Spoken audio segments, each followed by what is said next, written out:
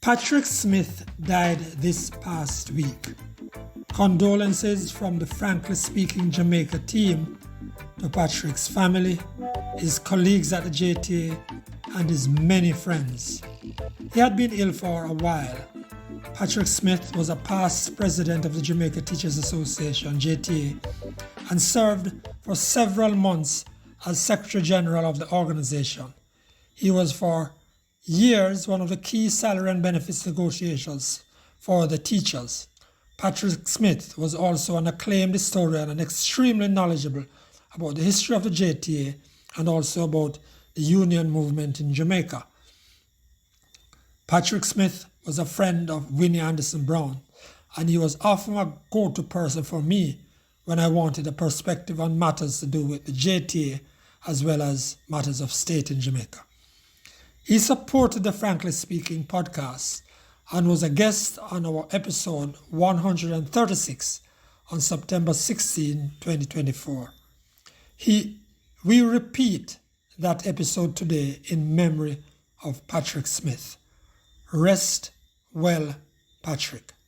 Frankly Speaking Live returns next week, Sunday, July 6, 2025. Thank you for being with us. Frankly Speaking, episode 136.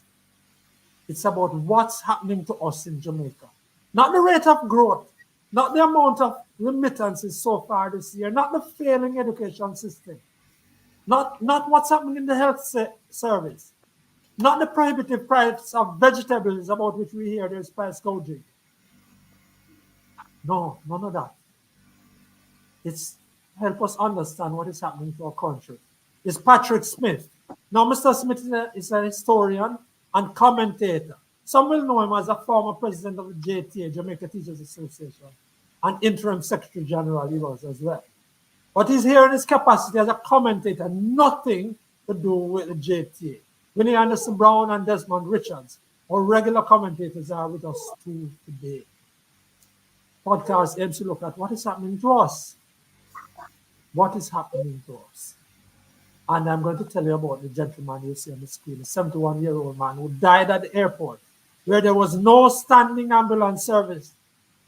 Now, he was stripped of watch and other valuables on the way to the morgue. Nothing new, some will say, because people in traffic crashes, mourning and dying, have been robbed of their phones. People use those said phones to send ghoulish pictures to others.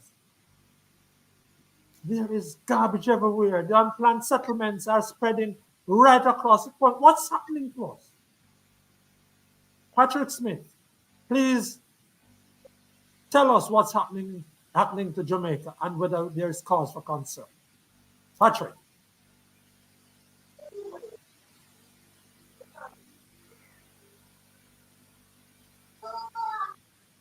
Can you hear us? Okay. Now, first of all, I want to create some context here. Let us not pretend as if there was once upon a time when everything was good in Jamaica. Let us not begin by sanitizing the past and make it appear as if things are bad just now. As a child, I remember hearing the horrible story of the Kendall crash. The story is told of a man, and that crash was the worst crash in the history of Jamaica.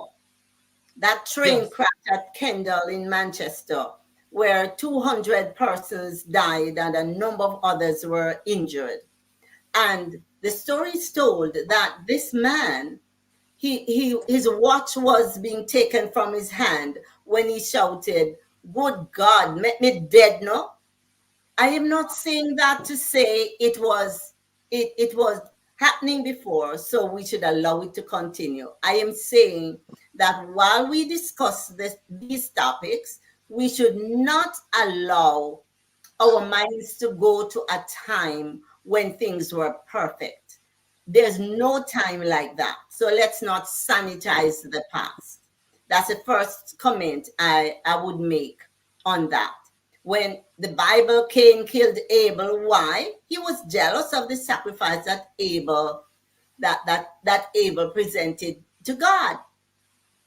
And there are a number of stories in the Bible of wickedness, incest, the story of David, a man after God's own heart, that saw this woman bathing and decided that he would have the husband killed to have her.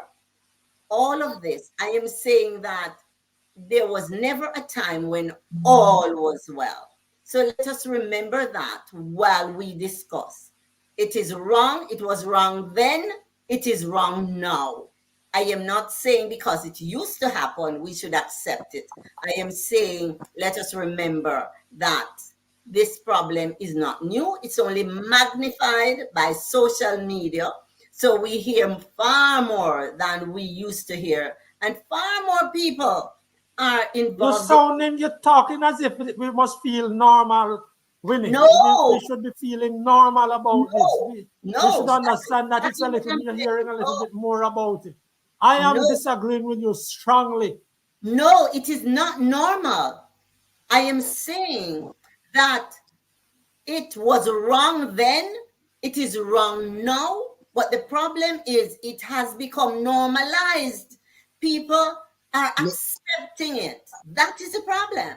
It has. But Winnie is making a fundamental point there, that life for the vast majority of black people in Jamaica is worse in the past than what it is right now, Let us get that very straight, My father's life was worse than mine. Materially worse?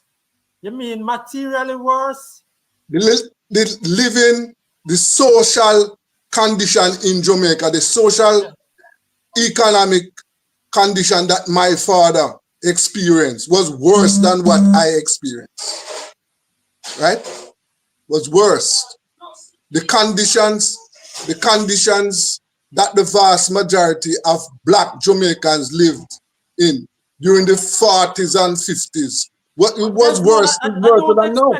But I think that we all expect that. I think that we all expect improvements over the years, over the decades, from one generation to the next. I think that we expect that. I think that's how societies go and develop. I agree with you. Each generation is supposed to improve, and the other generation, the one that they succeed. I agree with that. But Winnie is making a point, which is a valid point, that Jamaica was known. There are people who try to paint a picture like in the past, those were glory days. There were no glory days in Jamaica for black people. None. Which is a different argument. But I want to come back to that issue about these values and attitudes. Which is accepted and which is a different argument as well. But we interrupt you. The point I'm making is that we should not sanitize the past, because what is going on is totally unacceptable. But at the same time, let us not pretend as if there was a time when it was perfect. Murder is not normal. It is wrong when a vehicle crashes and people just go and prey on the living and the dead and dying and take pictures and send it around. It is wrong. But in looking at it, let us not pretend as if there was a time when everything was perfect. That's the point. But we're not starting there. That to me, Winnie, is assault. It's an attempt at an excuse to bring down or to normalize the present situation. And you are saying exactly the opposite. No, we're not normalizing anything. Normalizing. No, frankly. No rational thinking person cannot rationalize normalize what is happening in Jamaica right now. The unsanitary condition that the council spoke about in the courthouse. Yeah. We couldn't normalize that. That is totally unacceptable. No. The behavior that we are having. Widespread. It's widespread. It's not it's not a special circumstance. It's all over the country. Yes. That is totally unacceptable. It is not something that can be normalized nor accepted as part of normal modern living. No, it can't. So We're not saying that. tell me why it is not this that and other areas of our life are not attracting the attention from the political classes and from people in Jamaica who are better off as well. I don't think it's because they are not uncomfortable with this, because every Jamaican understands that going behind bars really doesn't help. And even with the security services that people have, people are still uncomfortable and afraid because you can't live behind bars. So we accept that what is happening now is unacceptable. The only thing I'm saying is that when we discuss it, let us not make it appear as if it was okay and now it is not okay. Once upon a time it was okay and now it is not. Let us not have the discussion appear that way. That's the point I'm making. And I would like to ask you, Winnie, what is there around the society right now that gives you greater comfort, gives you comfort? And so I've gone all the way over there. So what about the society? That gives me comfort? Comfort, yes. And by the way, let's try to welcome back Patrick Smith. I don't know, Patrick, whether you are now on with us again. He seems muted still. Yeah. Patrick, are you still muted? Speak. Oh my. Patrick, are you trying to speak? No, his lips are sealed. All right. Go ahead, Winnie. Yes. So the danger is that we are looking at things were good and before and now they are bad. And that is where the discussion goes very often. That is why, in order to find solutions, people reach to the past and say, let us look back. I am saying what is happening now is intolerable, and we need to find solutions now, without making it appear as if things have just gone bad. That's the point. Okay. Fair enough. Desmond, is that your position too? And what makes you comfortable about the society? Because there are lots to be uncomfortable about. There's a lot, and it doesn't require us to go too far to get any comparisons. No, I am very uncomfortable with the many aspects of Jamaican life today. I'm very I am uncomfortable with the level of discipline. I am uncomfortable with the standard of living of ordinary people, right? But the point I am making is that even where we are right now, in the past, life was worse for people like me, ordinary Jamaicans, right? It wasn't better. But there are many areas that we need to step up, to take some drastic action to improve living. Many areas. And have we been moving on those areas, Desmond? One of the things that we can't shy away from, for example, is this expansion of informal settlements tied up with a lot with our history, etc. Why can't we, since it is clear, and since all the sociologists and since all the law enforcement officers and so on say that that's a big part of the problem of how we relate to each other, why can't we deal with that as an issue? Well, that is that there is where I have an issue with the leaders of the state since 1962. Because as I have mentioned on this program, and those of us who follow the Jamaican history will understand that we, the sons and daughters of ex-slaves, remember what happened to us.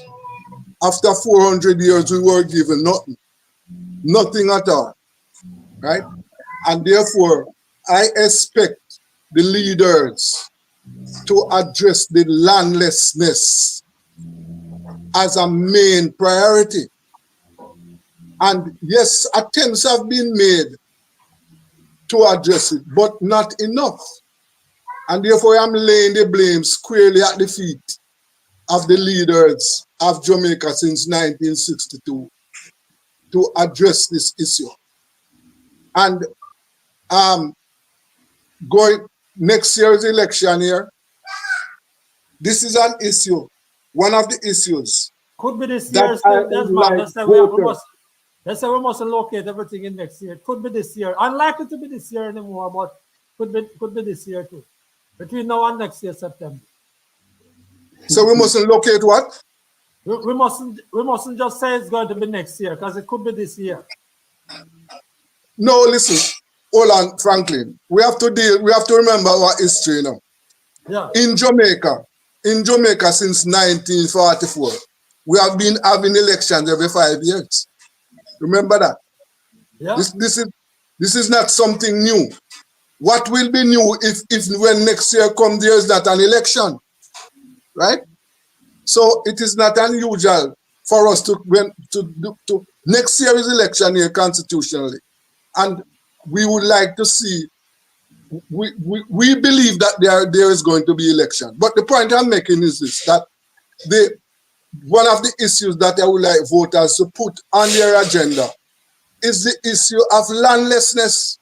In other words, when they are voting, when they are thinking of voting, that is something that they must be clear in their heads.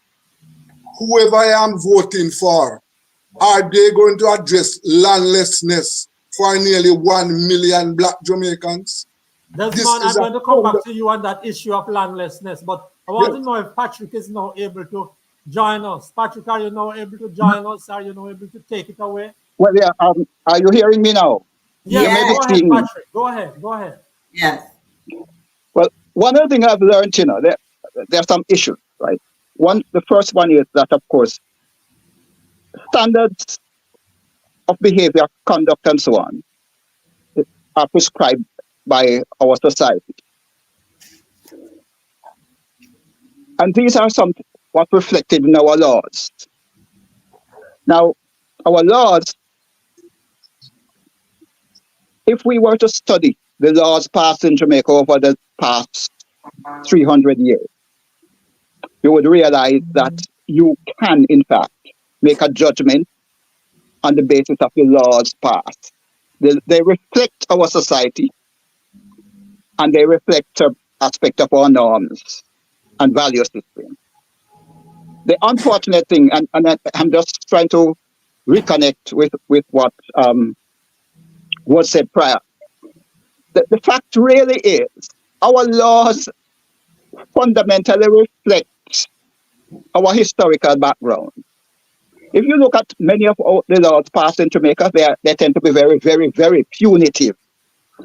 And many of these that we have inherited, well, those that we have inherited, have not changed significantly.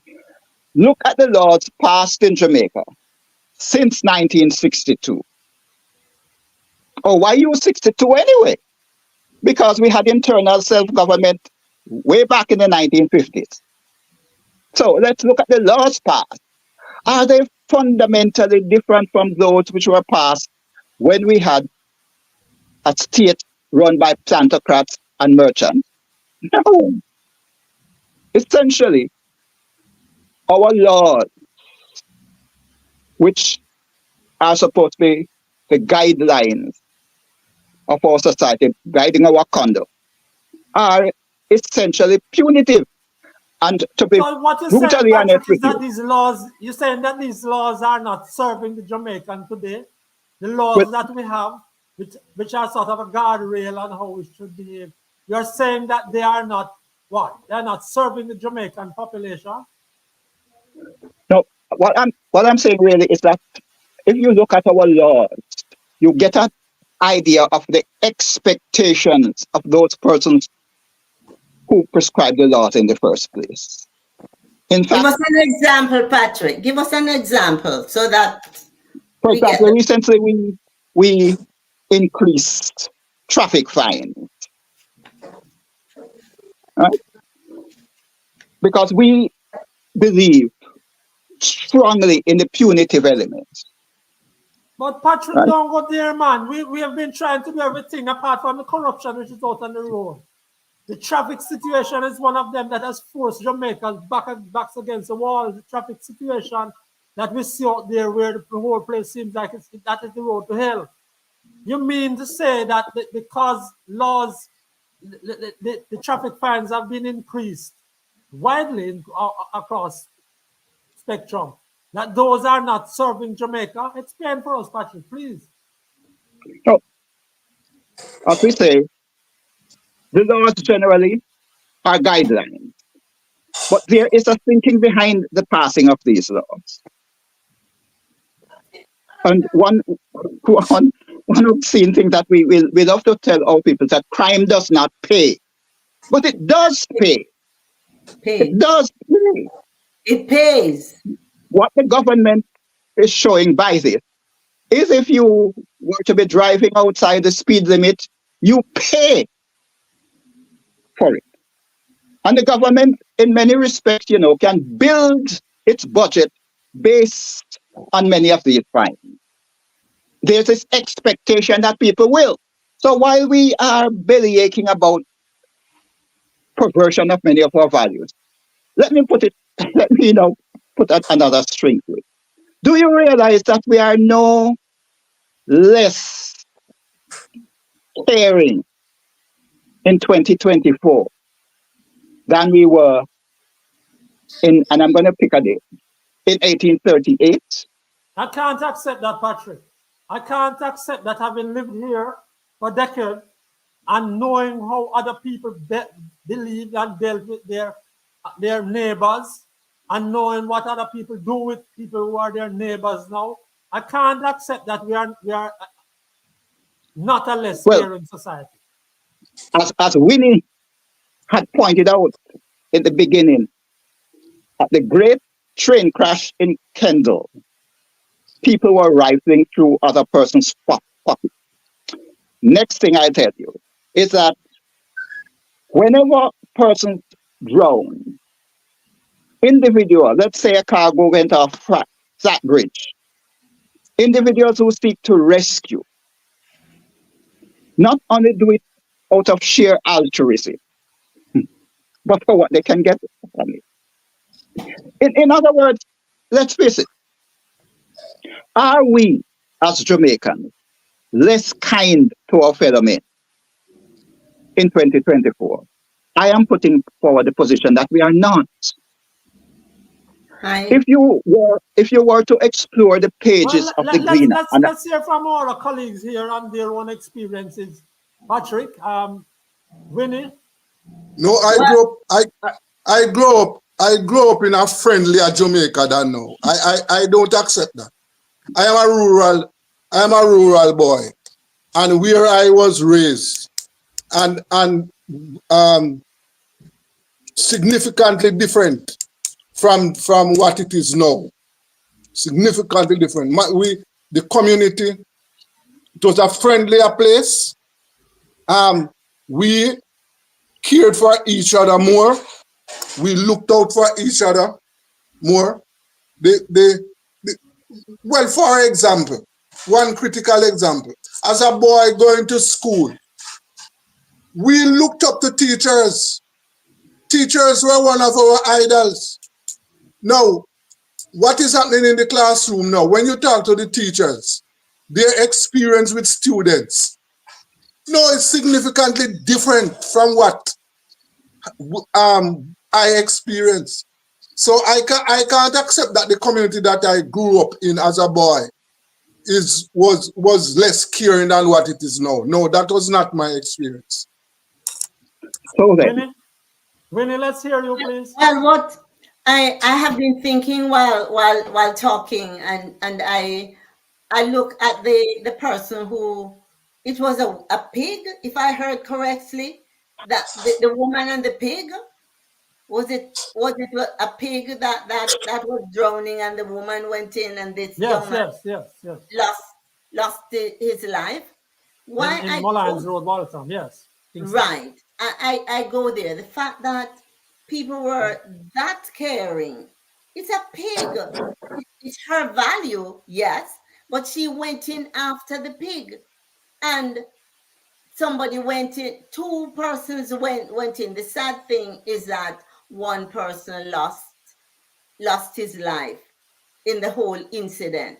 So on the whole, we have far more people now. The population has increased, and many of the kind deeds that are done are not really shared. Many of the kind deeds. And I think of even today and the fact that people are still so very kind to me. I go towards the gate and someone says,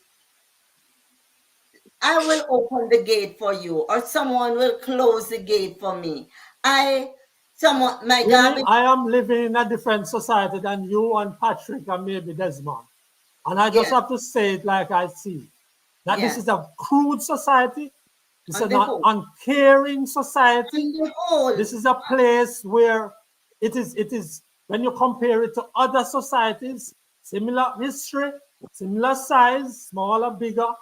This society is on its way, in a way, is not a place that you would want to easily, comfortably decide that this is where I want to live. This where we are at now. That's the Jamaica. I see no reason to varnish it. To talk. Of course, people must know caring acts. They do caring acts in prison. They did caring acts in whatever awful societies we can think about. But this society, as far as I'm seeing it, yes. is not one Actually that I would speaking, recommend to anyone as the way to build a society. But Mr. Moderator, I put something to us. Do you realize that we, I think it was Gladys Knight in the song which says, everybody talks about the good old days. But she ends up by saying that, of course, come to think of it, these are the good old days for our children and our grandchildren. They do not have the frame of reference that we have. I lived in a world, I'm 76, but I lived in northern Manchester where parents used to beat children, tie them country in a hand's nest. Mhm. And a child who was uh, out of order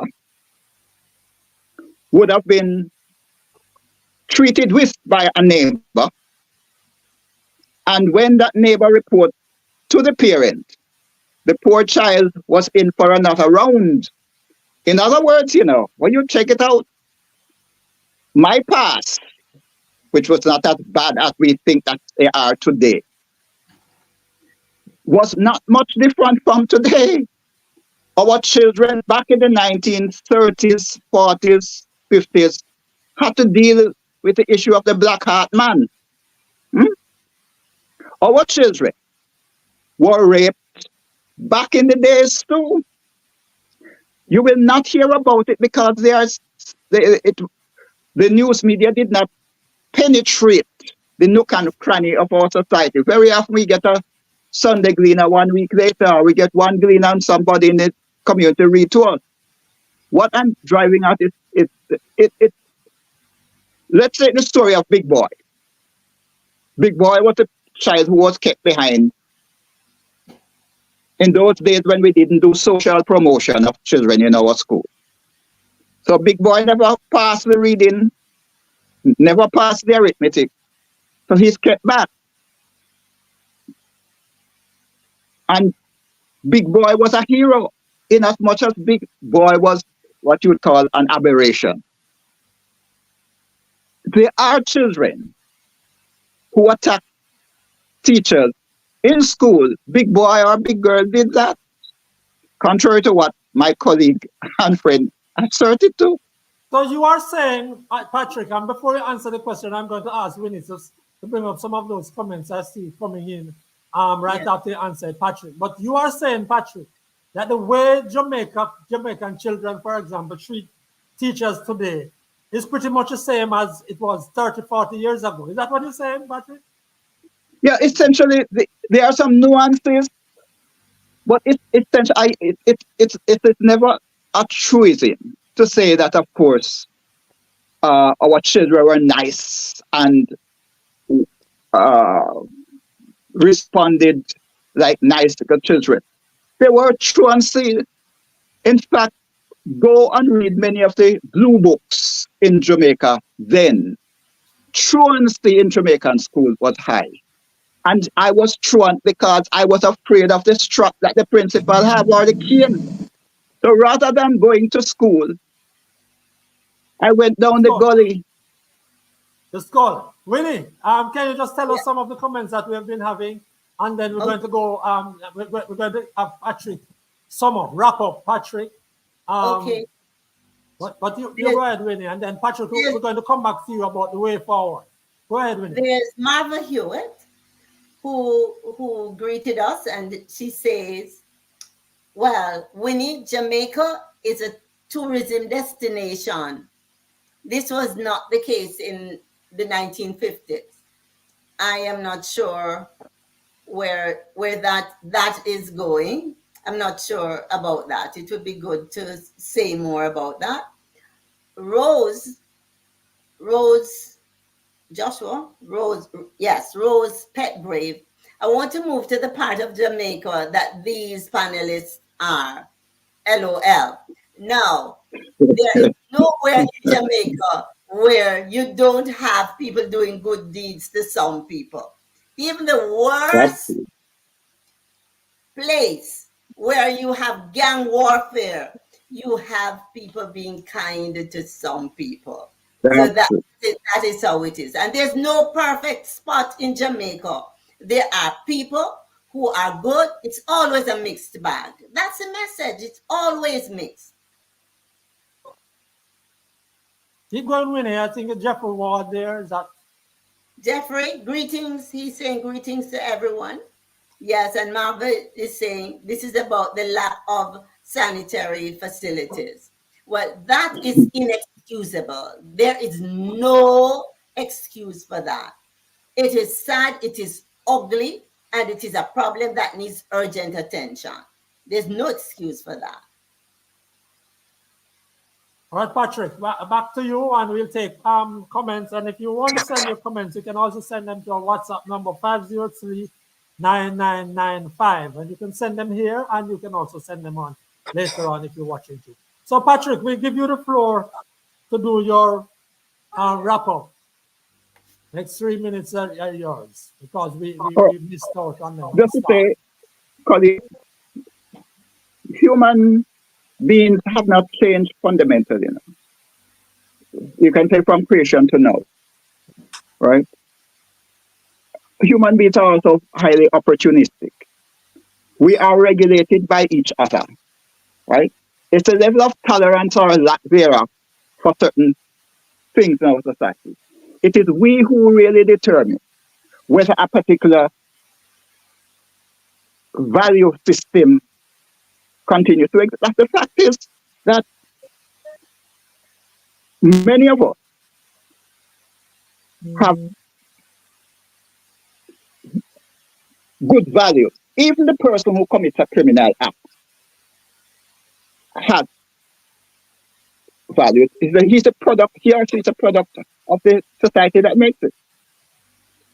We must also recognize that some of the institutions that our state creates are also institutions which facilitate a certain type of behavior. You cannot expect to go to ATM or to a bank or to a government institution and expect to transact your business in good order.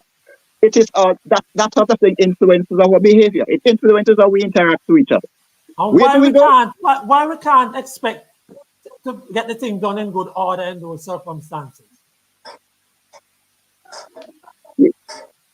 Again, it is what our rulers think about us and how they have, in a very real sense, no, it's a tolerance that we have for the shortcomings of our administrators and our governors. Patrick, We have, absolutely where we are. And it's that tolerance is based upon our poor standards that we set for ourselves, the way we see ourselves as not even deserving of service from the people in the supermarket, in the pharmacy, in the tax office, wherever. We see ourselves often as to, because we are going to deliver that same service tomorrow in the place where we are from. And our well, this is it. qualities, and to go back to what Valerie Nita Robertson said early on, what is there doesn't even work. We don't even see it as anything. That is true. We don't even set Patrick, minimum I took standards. away a minute out of the time that you had, and I want to thank you for coming forward and putting your views forward and sharing with us today.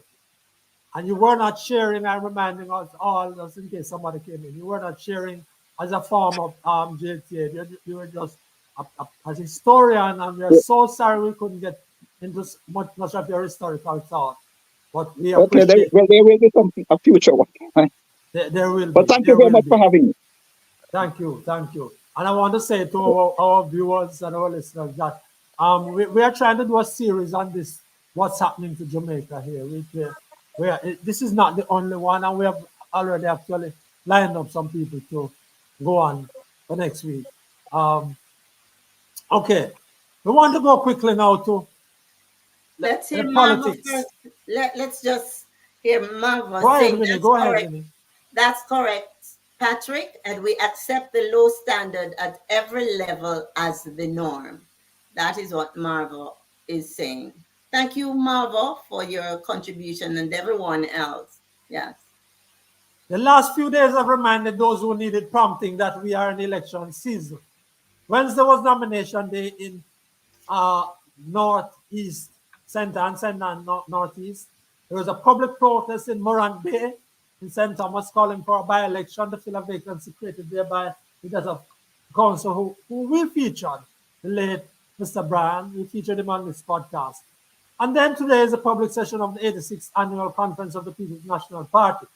The PNP expects this to be their final conference before the next general election. And they've already said they're not interested in any local election. Give them the general. Constitutionally due by next year, September. Desmond, your take on where we are and what's happening. Well, you mean, both parties are in election mode. As we speak right now, the opposition leader is supposed to be giving his address.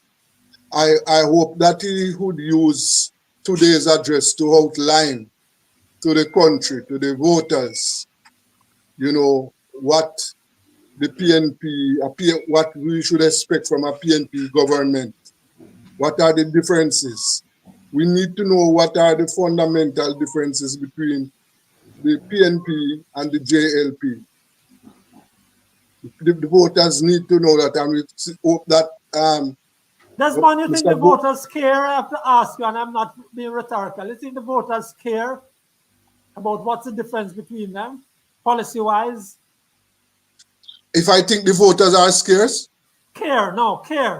What the PNP stands Well, for. I don't know if the voters are scared.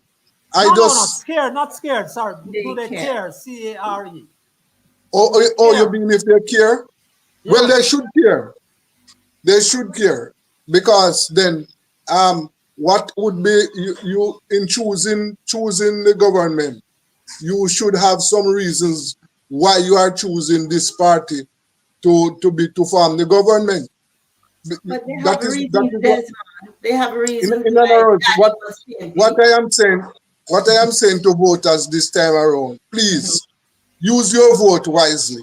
Just don't vote because you're a PNP or a JLP. Vote for a reason. There are too many reasons affecting the life of the Jamaican people for us to just throw our hands in the air and don't care. We must be clear. Desmond, you're going to have the opportunity over the next couple of months just to suggest why and to suggest what issues those might be. But I think that's an uphill task, Desmond, because we're down to the core of the political parties that are taking part in the process. We're down to the core. And it doesn't seem to me that people are taking on any of the issues that are out there. And there are many issues which you and the rest of us have brought up from time to time. Well, as I said, I believe the voters should care because we have experienced both parties.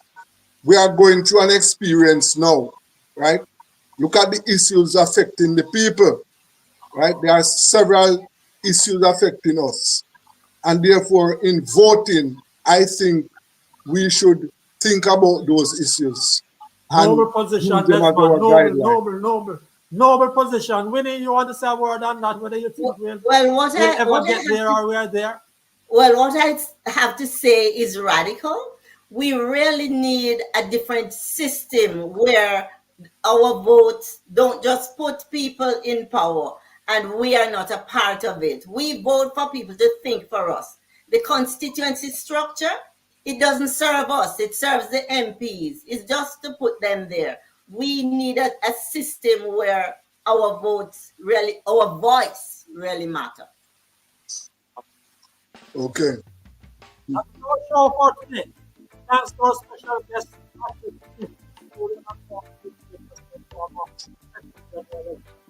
And we are going to come back to this issue of what's happening to Jamaica, values and attitudes. We didn't call it out in those particular words and or terms because we didn't want to get anybody getting antsy or anything, but that's what we're talking about. Thanks to all of those who joined the live podcast and those who will go to the recorded show on the Frankly Speaking YouTube channel. We encourage you to share the podcast and subscribe to the channel.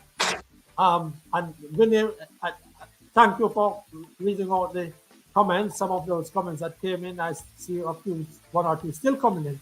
On behalf of Desmond Richards, Winnie Anderson Brown, and Joshua Black, he's the man with the technical support. I'm Franklin McMahon.